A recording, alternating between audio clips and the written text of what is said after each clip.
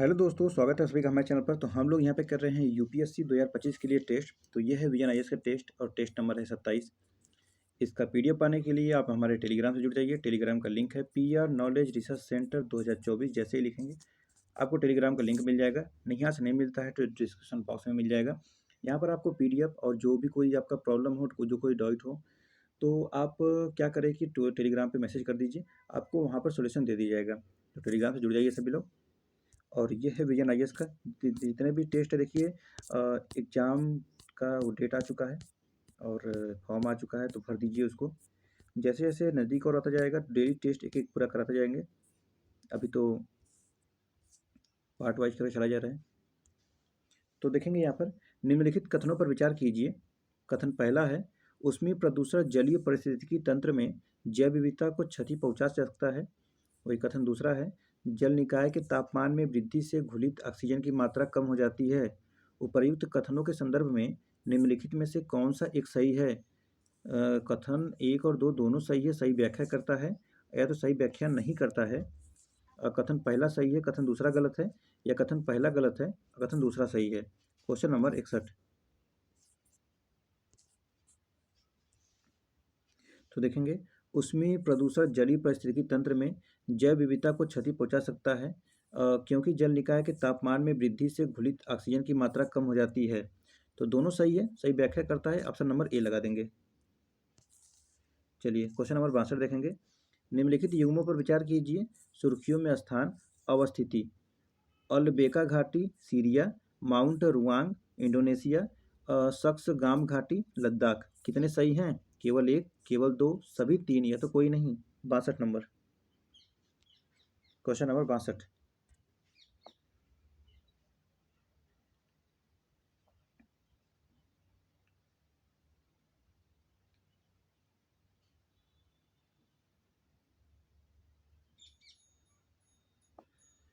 तो देखेंगे अलबेका, अलबेका घाटी कहाँ पर है? तो ये है लेबनान में। ठीक है, पहला कथन लेबनान, पहला कथन गलत हो जाएगा। माउंट रुआंग, माउंट रुआ कहाँ है? तो ये इंडोनेशिया में, ये ठीक है। सक्सगाम घाटी, सक्सगाम घाटी देखिए कहाँ पड़ेगा? तो सक्सगाम कहाँ है? ये है सक्सगाम घाटी चीन द्वारा किए जा रहे सड़क निर्माण का विरोध किया जा रहा है, जो कि ये कहाँ पर है? लद्दाख में नहीं है, बल्कि दूसरे साइड है, पाकिस्तान देखिए पीओके में है। तो तीसरा भी हटा देंगे, मतलब दूसरा वाला कथन सही है। तो क्या लगाएंगे? लगाएंगे ए, ओनली वन हो जाएगा।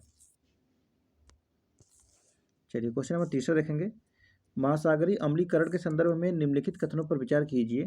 पहला है, महासागरीय अम्लीकरण से तात्पर्य अतिरिक्त वायुमंडलीय कार्बन डाइऑक्साइड CO2 के अवशोषण के कारण महासागर के पीएच स्तर में कमी से है। वही दूसरा है, महासागरीय अम्लीकरण समुद्री जीवों, विशेष रूप से कैल्शियम कार्बोनेट, शैल या अस्थिपंजर वाले जीवों पर प्रतिकूल प्रभाव डालता है। कितने सही हैं इसमें से? केवल एक, केवल दो, दोनों सही है, दोनों गलत। Question number 63। तो देखिए महासागरीय अम्लीकरण है। महासागरीय अम्लीकरण से तात्पर्य अतिरिक्त वायुमंडलीय कार्बन डाइऑक्साइड CO2 के अवशोषण के कारण महासागर के पीएच स्तर में कमी से है। पहला सही है। वही दूसरा है, महासागरीय अम्लीकरण समुद्री जीवों, विशेष रूप से कैल्शियम कार्बोनेट, शैल या अस्थिपंजर वाले जीवों पर प्रतिकूल प्रभाव डालता है। तो दोनों सही है, दोनों सही है। तो क्या लगाएंगे? ऑप्शन नंबर हो जाएगा सी। ऑप्शन नंबर क्या हो जाएगा? सी। दोनों के दोनों कथन सही है। क्वेश्चन नंबर 64 देखिए। स्थलीय पारिस्थितिकी तंत्रों के संदर्भ में निम्नलिखित कथनों पर विचार कीजिए। स्थलीय बायोम और विशेषताएं: टुंड्रा है परमाफ्रॉस्ट या अस्थायी तुषार वाली मृदा, टैगा है सदाबहार शंकुधारी वन, और सवाना है लंबी घास और छोटे वृक्ष। कितने सुमेलित हैं? केवल एक, केवल दो, सभी तीन, या तो कोई नहीं। चलिए क्वेश्चन नंबर 64। क्वेश्चन नंबर 64 का आंसर करिए। तो देखेंगे टुंड्रा ये परमाफ्रॉस्ट या अस्थायी तुषार वाली मृदा है, ठीक है। टैगा तो ये सदाबहार शंकुधारी वन है, ये भी ठीक है। सवाना तो सवाना ये लंबी घास और छोटे वृक्ष के लिए है, यानी कि तीनों के तीनों कथन सही है। ऑप्शन नंबर सी लगा देंगे, तीनों के तीनों कथन बिल्कुल सही है। चलिए क्वेश्चन नंबर 65 देखेंगे। निम्नलिखित कथनों पर विचार कीजिए। कथन पहला है, शीत ऋतु के दौरान अंटार्कटिका के ऊपर ओजोन क्षेत्र के आकार में वृद्धि हो जाती है। और कथन दूसरा है, ध्रुवीय समताप्य मंडलीय बादल यानी पीएससी क्लोरीन और ब्रोमीन अभिक्रियाओं के लिए सतह प्रदान करते हैं, जिसके कारण महत्वपूर्ण ओजोन का अवक्षय होता है। कितने सही हैं? दोनों कथन सही है, सही व्याख्या करता है या तो सही व्याख्या नहीं करता है। कथन पहला सही है, कथन दूसरा गलत है, कथन पहला गलत है, कथन दूसरा सही है। क्या हो जाएगा? क्वेश्चन नंबर हो जाएगा 65। इसका आंसर करिए। तो शीत ऋतु के दौरान अंटार्कटिका के ऊपर ओजोन छिद्र के आकार में वृद्धि हो जाती है। बिल्कुल सही बात है, हो जाती है। वही ध्रुवीय समताप मंडलीय बादल क्लोरीन और ब्रोमीन अभिक्रियाओं के लिए सतह प्रदान करते हैं, जिसके कारण महत्वपूर्ण ओजोन का अवक्षय होता है, क्षरण होता है, अवक्षय। तो दूसरा भी सही है और इसका सही व्याख्या भी करता है। तो क्या लगाएंगे? दोनों कथन सही है, सही व्याख्या करता है। ऑप्शन नंबर ए करेक्ट हो जाएगा। चलिए आगे बढ़ते हुए क्वेश्चन नंबर 66 देखेंगे अब। निम्नलिखित कथनों पर विचार कीजिए। कथन पहला है, पीने के प्रयोजन हेतु प्रयुक्त किए जाने वाले जल को फ्लोराइड आयनों यानी F माइनस से संबंधित पूर्णतः रहित होना चाहिए। दूसरा है कि 10 ppm से अधिक फ्लोराइड आयन अस्थियों और दांतों पर हानिकारक प्रभाव डाल सकते हैं। कितने सही हैं इसमें से? दोनों कथन सही है, सही व्याख्या करता है या तो सही व्याख्या नहीं करता है। पहला सही है, दूसरा गलत है, या पहला गलत है, दूसरा सही है। Question number 66। क्वेश्चन नंबर 66 का आंसर करेंगे। क्वेश्चन नंबर 66 तो देखेंगे, पीने के प्रयोजन हेतु प्रयुक्त किए जाने वाले फ्लोराइड आयनों से पूर्णतः रहित होना चाहिए। तो पहला कथन गलत है। पेयजल में इसकी कमी मानव के लिए हानिकारक होती है और दांतों के क्षय आदि जैसे रोगों का कारण ये बन जाती है, इससे रहित नहीं होती है, कारण बनती है। वही दूसरा इसमें है कि 10 ppm से अधिक फ्लोराइड आयन अस्थियों और दांतों पर हानिकारक प्रभाव डाल सकते हैं। तो ये सही है। मतलब पहला कथन गलत है, दूसरा कथन इसमें सही हो जाएगा। दूसरा कथन सही हो जाएगा। ऑप्शन नंबर क्या लगाएंगे? डी लगा देंगे। आगे बढ़ते हुए नेक्स्ट क्वेश्चन है क्वेश्चन नंबर 67। जैव विविधता के संदर्भ में निम्नलिखित कथनों पर विचार कीजिए। पहला है, जब कोई व्यक्ति ध्रुव से विषुवत रेखा की ओर यात्रा करता है तो इसमें सामान्यतः वृद्धि होती है। और दूसरा है, उष्णकटिबंधीय वर्षा वनों में पृथ्वी पर सर्वाधिक प्रजाति विविधता पाई जाती है। कितने सही हैं इसमें से? केवल एक, केवल दो, सभी तीन, या तो कोई नहीं। Question number 67। क्वेश्चन नंबर 67 तो देखेंगे, जब कोई ध्रुव से विषुवत रेखा की ओर यात्रा करता है कोई व्यक्ति तो इसमें सामान्यतः वृद्धि होती है। ये सही है। वही दूसरा है, उष्णकटिबंधीय वर्षा वनों में पृथ्वी पर सर्वाधिक प्रजाति विविधता पाई जाती है। तो दूसरा भी कथन इसमें सही हो जाएगा। दोनों कथन सही है, सही व्याख्या करता है। तो ऑप्शन नंबर सी लगा देंगे। ऑप्शन नंबर इसमें सी करेक्ट हो जाएगा। चलिए आगे बढ़ते हुए क्वेश्चन नंबर 68 देखेंगे। कनेर या नेरियस पुष्प के संदर्भ में निम्नलिखित कथनों पर विचार कीजिए। कनेर या नेरियम। कथन पहला है, इन पुष्पों के कच्चे अर्क के सेवन से बचना चाहिए। और कथन दूसरा है, इनमें ओलियंड्रिन नामक कार्डियोटॉक्सिस टॉक्सिक ग्लाइकोसाइड होता है, जो मृत्यु का कारण भी बन सकता है। उपयुक्त कथनों के संदर्भ में निम्नलिखित कथनों में से कौन सा एक सही है? दोनों कथन सही है, सही व्याख्या करता है या तो सही व्याख्या नहीं करता है। कथन पहला सही है, कथन दूसरा गलत है, और कथन पहला गलत है, कथन दूसरा सही है। कौन सा हो जाएगा? क्वेश्चन नंबर आपका 68। क्वेश्चन नंबर 68 तो इन पुष्पों के कच्चे अर्क के सेवन से बचना चाहिए। बिल्कुल सही बात है। क्योंकि इनमें ओलिएंड्रीन नामक कार्डियोटॉक्सिक ग्लाइकोसाइड होता है, जो मृत्यु का कारण भी बन सकता है। कनेर और नेरियम का पुष्प जो होता है, कनेर का फूल होता है ना, उसी को। तो दोनों सही है, सही व्याख्या भी करता है। तो ऑप्शन नंबर ए लगा देंगे। ऑप्शन नंबर ए लगा देंगे, ठीक है। तो अगर कोई कनेर का फूल खाता है तो उसको बताइए कि उसमें क्या क्या होता है। ओलिएंड्रीन नामक कार्डियोक्सिक कार्डियोटॉक्सिक ग्लाइकोसाइड, नाम ही सुनकर बेहोश हो जाएगा। तो दोनों सही है, सही व्याख्या करता है। ऑप्शन नंबर ए लगा देंगे, ठीक है। Question number 69।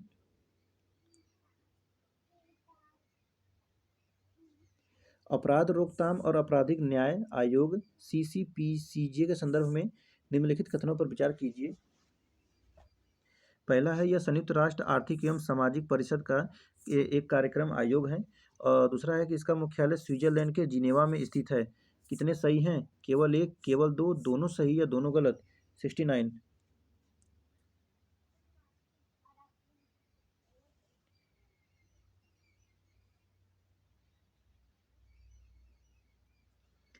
तो यह संयुक्त राष्ट्र आर्थिक एवं सामाजिक परिषद का एक कार्यात्मक आयोग है, ठीक है।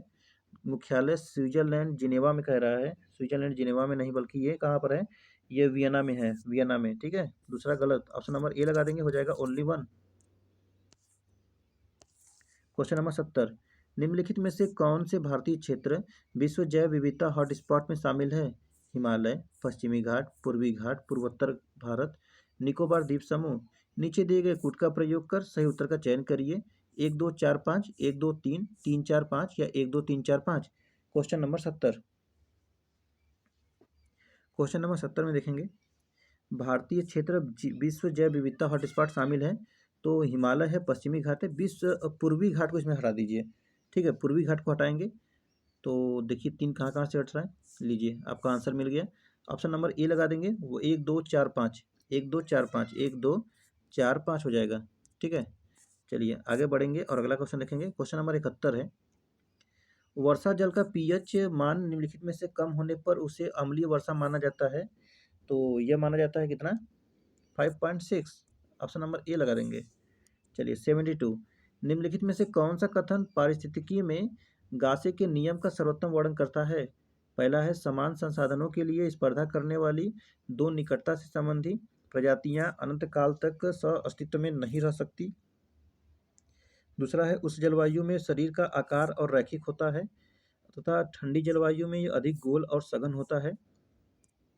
तीसरा चौथा देखेंगे, ठंडी जलवायु में शरीर का आकार बड़ा होता है और उस जलवायु में छोटा होता है।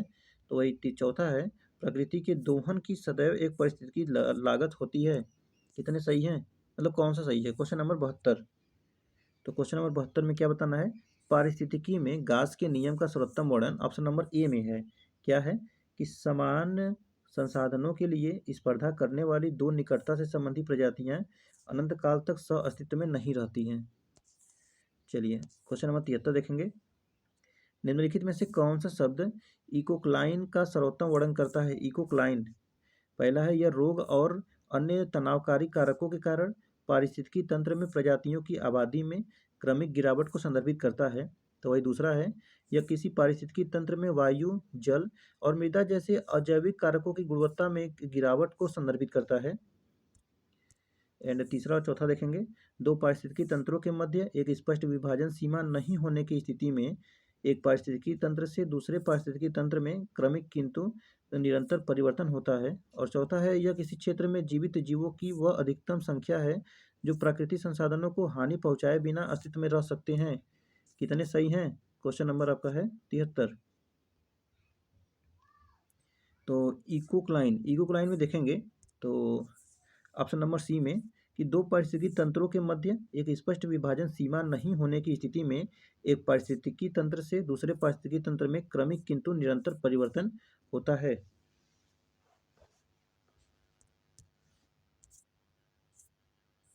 चलिए क्वेश्चन नंबर 74, निम्नलिखित कथनों पर विचार कीजिए। कथन पहला है, भारत ने हाल ही में समुद्री प्रदूषण से निपटने के लिए अपनी विशिष्ट नीति जारी की है, क्योंकि भारत समुद्री प्रदूषण की रोकथाम पर अंतर्राष्ट्रीय कन्वेंशन का हस्ताक्षर करता है। कितने सही हैं इसमें से? दोनों कथन सही है, सही व्याख्या करता है, या तो सही व्याख्या नहीं करता है। और पहला सही है, दूसरा गलत है, या पहला गलत है, दूसरा सही है। Question number 74। तो क्वेश्चन नंबर 74 में देखेंगे, भारत में हाल ही में समुद्री प्रदूषण से निपटने के लिए अपनी विशिष्ट नीति जारी की है, सही है। दूसरा इसमें गलत हो जाएगा कि भारत में समुद्री प्रदूषण की रोकथाम पर अंतर्राष्ट्रीय कन्वेंशन पर हस्ताक्षर किया गया है। दूसरा कथन गलत है। ऑप्शन नंबर क्या लगा देंगे? डी लगा देंगे। चलिए 75 नंबर है, निम्नलिखित में से गीदों की कौन सी प्रजातियां गंभीर रूप से संकटग्रस्त क्रिटिकल इंडेंजर्ड है? रेड हेडेड गिद्ध, हिमालयी गिद्ध, सलेंडर बिल्ड गिद्ध और वाइट रंट गिद्ध। नीचे दिए गए कूट का प्रयोग करिए। 1 2 3, 2 3 4, 2 4 या 1 3 4। Question number 75। क्वेश्चन नंबर 75 देखिए, हिमालय गिद्ध इसमें हटा दीजिए, हिमालयी। दो यहाँ से हटा, दो यहाँ से हटा, दो यहाँ से हटा, आपका आंसर मिल गया 1 3 4। रेड हेडेड, सिलेंडर बिल्ड गिद्ध, वाइट रफ्ड गिद्ध। क्वेश्चन नंबर 76, भारत में संरक्षण रिजर्व यानी कंजर्वेशन रिजर्व के संदर्भ में निम्नलिखित कथनों पर विचार कीजिए। पहला है, संरक्षण क्षेत्रों की अवधारणा को सर्वप्रथम जैव विविधता अधिनियम 2002 में प्रस्तुत किया गया था। और दूसरा है, संरक्षण क्षेत्र पूर्णतः भारत सरकार के स्वामित्व में होते हैं। और तीसरा है, सभी प्रकार के संरक्षण क्षेत्रों में मानवीय गतिविधियां पूर्ण रूप से प्रतिबंधित होती हैं। कितने सही हैं? केवल एक, केवल दो, सभी तीन, या तो कोई नहीं।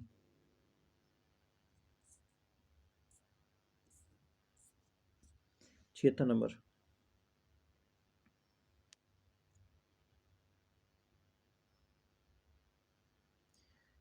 संरक्षण क्षेत्रों की अवधारणा को सर्वप्रथम जैव विविधता अधिनियम 2002 में प्रस्तुत किया गया था। पहला कथन गलत है, इसमें पहला कथन गलत हो जाएगा। 1972 में किया गया था क्या? भूमि के उपयोग के कारण 1972 में संशोधन करके लाया गया था। संरक्षण क्षेत्र पूर्णतः भारत सरकार के स्वामित्व में होते हैं, तो ये ठीक है। और तीसरा है कि सभी प्रकार के संरक्षण क्षेत्रों में मानवीय गतिविधियां पूर्ण रूप से प्रतिबंधित होती हैं, तो तीसरा भी इसमें गलत है। तो पहला गलत और तीसरा गलत, दूसरा कथन सही है इसमें से है। तो क्या लगाएंगे? तो लगा देंगे ऑप्शन नंबर ए। चलिए 77 नंबर देखेंगे। क्वेश्चन नंबर क्या है? क्वेश्चन नंबर है आपका 77। निम्नलिखित युग्मों पर विचार कीजिए। प्रदूषक है, रोक है, आर्सेनिक, ब्लैक फुट रोग, cadmium, itai, nitrate, blue baby syndrome. कितने सुमेलित हैं? केवल एक, केवल दो, सभी तीन, या तो कोई नहीं। क्वेश्चन नंबर आपका 77 है।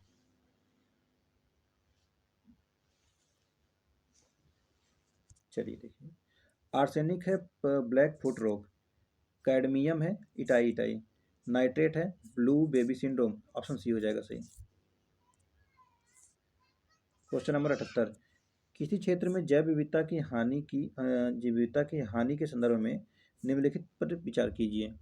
पहला है, पादपों की उत्पादकता में गिरावट। दूसरा है, पर्यावरणीय व्यवधानों जैसे सूखे के प्रति प्रतिरोध में कमी। तीसरा है, रोग चक्र की परिवर्तनशीलता में वृद्धि। कितने जैव विविधता हानि के संभावित परिणाम हैं? केवल एक, केवल दो, सभी तीन, या तो कोई नहीं। Question number 78। तो पादपों की उत्पादकता में गिरावट, पर्यावरणीय व्यवधानों जैसे सूखे के प्रति प्रतिरोध में कमी, रोग चक्र की परिवर्तनशीलता में वृद्धि। तीनों सही है, तो ऑप्शन नंबर सी लग जाएगा। क्या लगेगा? सी लग जाएगा। तीनों के तीनों कथन सही है। चलिए 79 नंबर। निम्नलिखित कथनों में से कौन सा बायोपायरेसी पद के सर्वोत्तम रूप में से परिभाषित करता है? पहला है, यह कृषि प्रयोजनों के लिए आनुवांशिक रूप से संशोधित जीवों का अवैध व्यापार है। और दूसरा है, यह वाणिज्यिक लाभ के लिए स्वदेशी ज्ञान या जैविक संसाधनों का अनधिकृत उपयोग है। तीसरा है, यह 3D लघु संरचना निर्मित करने की प्रक्रिया है जो जैविक अणुओं का उपयोग करके मानव अंग की प्रकृति तैयार करती है।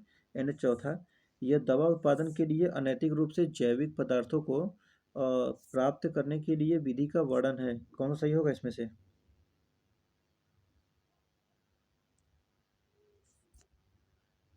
79। तो इसमें लगाएंगे ऑप्शन नंबर बी। बायोपायरेसी क्या है? यह वाणिज्यिक लाभ के लिए स्वदेशी ज्ञान या जैविक संसाधनों का अनधिकृत उपयोग है। चलिए क्वेश्चन नंबर 80। क्वेश्चन नंबर 80 लगाते हैं। हाथियों के संरक्षण के संदर्भ में निम्नलिखित कथनों पर विचार कीजिए। क्वेश्चन नंबर 80 है। तो भारत सरकार ने 1992 में केंद्र प्रायोजित योजना के रूप में प्रोजेक्ट एलिफेंट प्रारंभ किया था। वही दूसरा है, वन्य जीवों एवं वनस्पतियों के लुप्त प्राय प्रजातियों के अंतर्गत व्यापार पर कन्वेंशन ने साइट्स ने हाथियों की अवैध हत्या की निगरानी कार्यक्रम शुरू की थी। एंड तीसरा देखते हैं। तीसरा है, भारतीय वन्य जीव ट्रस्ट एशियन एलिफेंट अलायंस का सदस्य है। कितने सही है इसमें से? केवल एक, केवल दो, सभी तीन, या तो कोई नहीं। चलिए 80 नंबर। हाथियों के संरक्षण में है। भारत सरकार ने 1992 में केंद्र प्रायोजित योजना के रूप में प्रोजेक्ट एलिफेंट प्रारंभ किया। ठीक है। दूसरा है, वन्यजीवों एक वनस्पतियों की लुप्तप्राय प्रजातियों के अंतर्राष्ट्रीय व्यापार पर कन्वेंशन यानी साइट ने हाथियों की अवैध हत्या की निगरानी कार्यक्रम शुरू की थी। तो ये भी सही है। एंड तीसरा देखते हैं। भारतीय वन्य जीव ट्रस्ट एशियन एलिफेंट अलायंस का सदस्य है। तो ये भी सही है। तीनों ही सही है, तो ऑप्शन नंबर सी लग जाएगा। चलिए 81 नंबर देखेंगे। वन्यजीव संरक्षण संशोधन अधिनियम 2022 के संदर्भ में निम्नलिखित कथनों पर विचार कीजिए। सूची 1 और सूची 2 यानी श्रेणियां दिया है, स्थिति दिया है। अनुसूची 1 में है उच्चतम स्तर का संरक्षण प्राप्त पशु प्रजातियां। सेकेंड है संरक्षित पादपों की प्रजातियां। एंड तीसरा है साइट्स के अंतर्गत परिसंपत्तियों में मौजूदा परिशिष्टों में सूचीबद्ध नमूने हैं। और फोर्थ में क्या है, निम्न स्तर का संरक्षण प्राप्त पशु प्रजातियां। कितने सही हैं? केवल एक, केवल दो, सभी तीन या तो चारों। Question number 81। क्वेश्चन नंबर 81 है।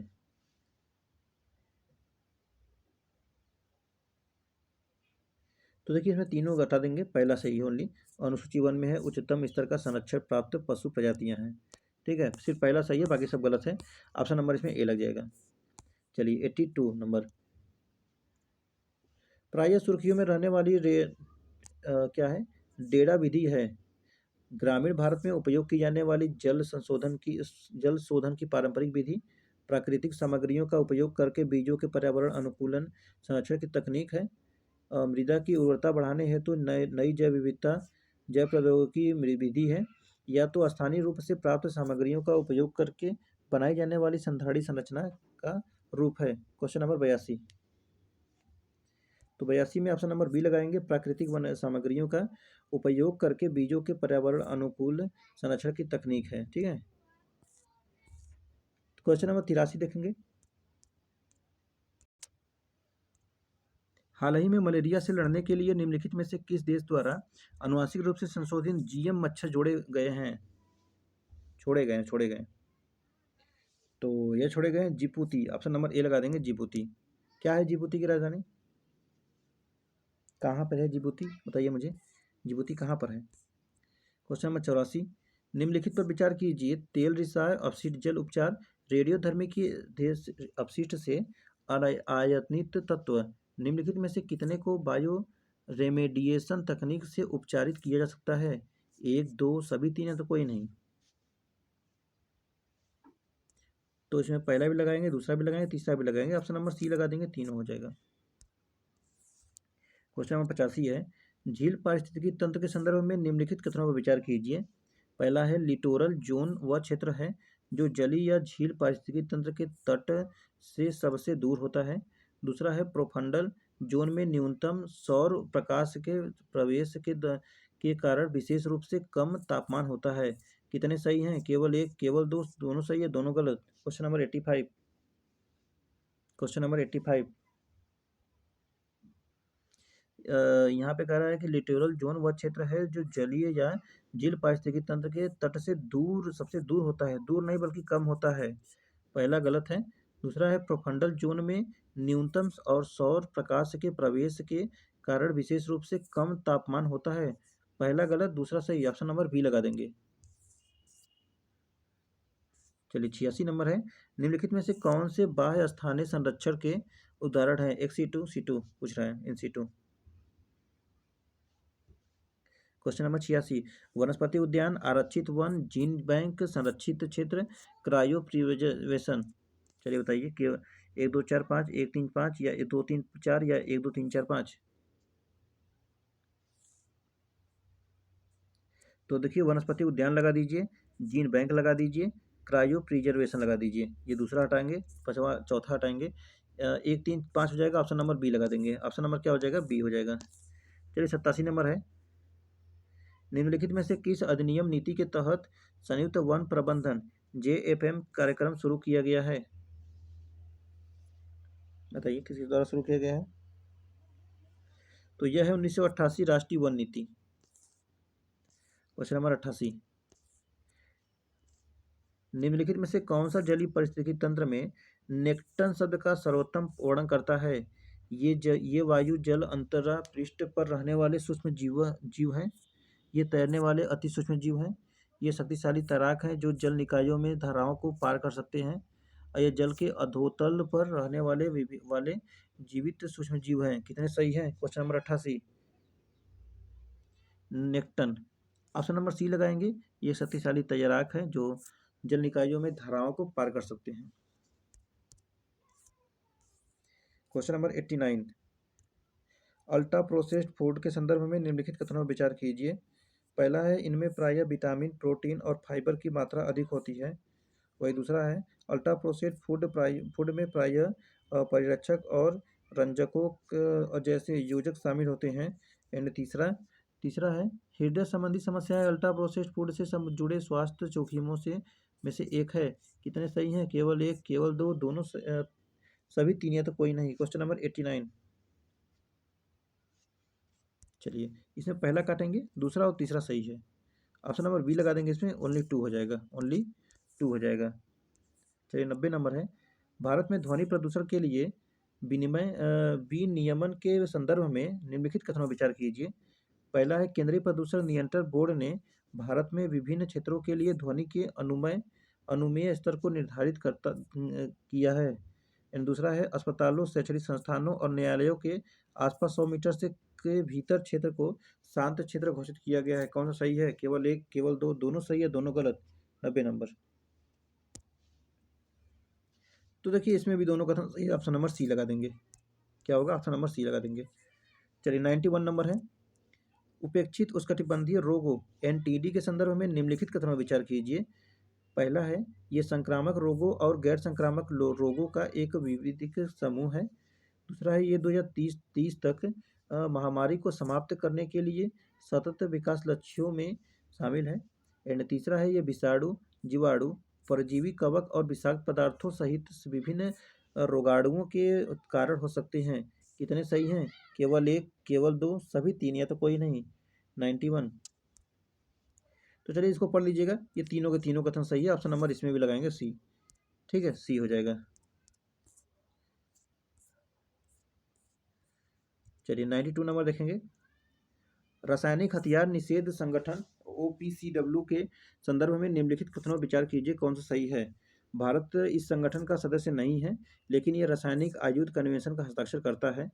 दूसरा है, रासायनिक हथियार को समाप्त करने के प्रयासों के लिए इसे 2013 में नोबेल शांति पुरस्कार से सम्मानित किया गया था। तो इसमें देखेंगे, ऑप्शन नंबर बी करेक्ट है। बी करेक्ट क्या है? रासायनिक हथियार को समाप्त करने के प्रयासों के लिए 2013 में नोबेल शांति पुरस्कार सम्मानित किया गया था। ऑप्शन नंबर सी करेक्ट हो जाएगा, बी करेक्ट हो जाएगा। चलिए, 93 नंबर देखेंगे, निम्नलिखित देशों में से किसके पास विश्व का पहला संचालन तैरता हुआ परमाणु ऊर्जा संयंत्र है? किसके पास है? रूस के पास है। ऑप्शन नंबर सी लगाएंगे, रूस।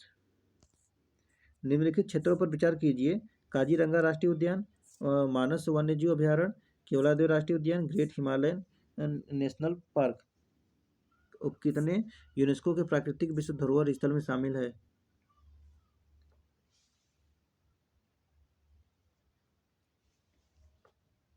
Ninety four. तो काजीरंगा, समानस, केवलादेव, ग्रेट हिमालयन सभी हैं। ऑप्शन नंबर लगाएंगे, इसमें डी लगा देंगे। ठीक है, ऑप्शन नंबर डी हो जाएगा। चलिए, 95 नंबर देखेंगे, ऑटोमोबाइल में उपयोग किए जाने वाले कैटेलिटिक कन्वर्टर्स के संदर्भ में निम्नलिखित पर विचार कीजिए। प्लेटिनम, प्लेडियम और रोडियम को विषाक्त गैस के उत्सर्जन को कम करने के लिए ऑटोमोबाइल में लगाया जाता है। और दूसरा है, जब निकास कैटेलिक कन्वर्टर से गुजरता है तो बिना दहन किए ही हाइड्रोकार्बन, कार्बन डाइऑक्साइड और जल में परिवर्तित हो जाते हैं। कितने सही नहीं हैं? केवल एक, केवल दो, दोनों सही है, दोनों गलत। Question number 95। तो देखेंगे, ये दोनों कथन सही है, दोनों सही है, तो क्या लगाएंगे? ऑप्शन डी लगा देंगे, न तो पहला न तो दूसरा। 96, निम्नलिखित पर विचार कीजिए। आर्थिक विकास, सामाजिक विकास, पर्यावरण संरक्षण, राजनीतिक स्थिरता कितने संधारणीय विकास के प्राथमिक स्तंभ हैं? केवल एक, केवल दो, सभी, केवल तीन है तो सभी चार। 96, क्वेश्चन नंबर 96। तो इसमें से राजनीतिक स्थिरता हटाइए, बाकी सब सही है, आर्थिक, सामाजिक और पर्यावरणीय। ऑप्शन नंबर सी लगा देंगे। 97 है, सुपरिचित ई अपशिष्ट प्रदूषकों डाइऑक्सिन और फ्यूरान के संदर्भ में निम्नलिखित कथनों पर विचार कीजिए।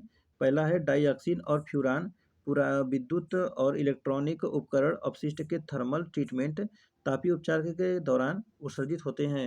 और दूसरा है, डाइऑक्सिन और फ्यूरान के संपर्क में आने का लगभग 90% कारण दूषित भोजन खाना है। कितने सही हैं? केवल एक, केवल दो, दोनों सही है, दोनों गलत।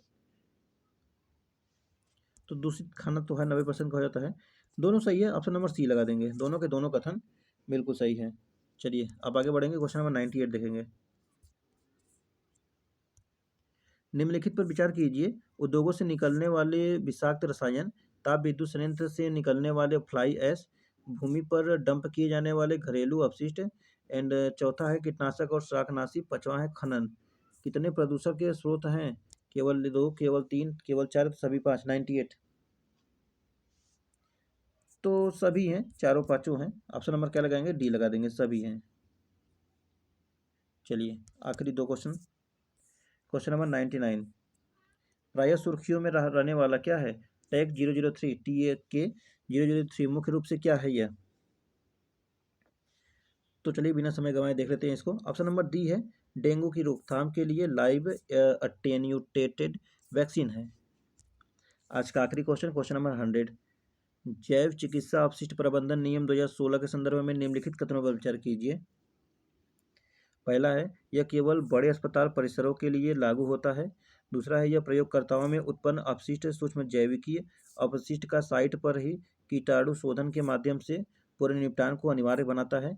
एंड तीसरा, इन नियमों के तहत जैव चिकित्सा अपशिष्ट को 5 श्रेणियों में विभाजित किया जाना है। कितने सही हैं? केवल 1, केवल 2, सभी 3 या तो कोई नहीं। 100 नंबर। तो यह केवल बड़े अस्पताल परिसरों में लागू होता है केवल। पहला कथन गलत है। देखिए, नियमों के दायरे के विस्तार किया गया है। इनमें टीकाकरण शिविर, रक्तदान शिविर, शल्य चिकित्सा या किसी अन्य स्वास्थ्य सेवा गतिविधि को शामिल किया गया है। वही दूसरा है, यह प्रयोगशालाओं में उत्पन्न अपशिष्ट सूक्ष्म जैविकीय अपशिष्ट का साइट पर ही कीटाणु शोधन के माध्यम से पूर्व निपटान को अनिवार्य बनाता है। दूसरा कथन, तो दूसरा कथन देखिए इसमें सही हो जाएगा। एंड तीसरा है, इन नियमों के तहत जैव चिकित्सा अपशिष्ट को 5 श्रेणियों में विभाजित किया जाना है। 5 श्रेणियों में, 4 श्रेणियों में है। तो तीसरा भी कथन गलत हो जाएगा। केवल एक सही है, तो क्या लगाएंगे? ऑप्शन नंबर ए लगा देंगे। तो देखिए ये 2025 के लिए है रिवीजन IAS का। इसका टेलीग्राम पे लिंक मिल जाएगा। PR नॉलेज रिसर्च सेंटर 2024 जैसे लिखेंगे आपको मिल जाएगा टेलीग्राम का लिंक। चलिए फिर मिलते हैं नेक्स्ट वीडियो में। Thank you so much.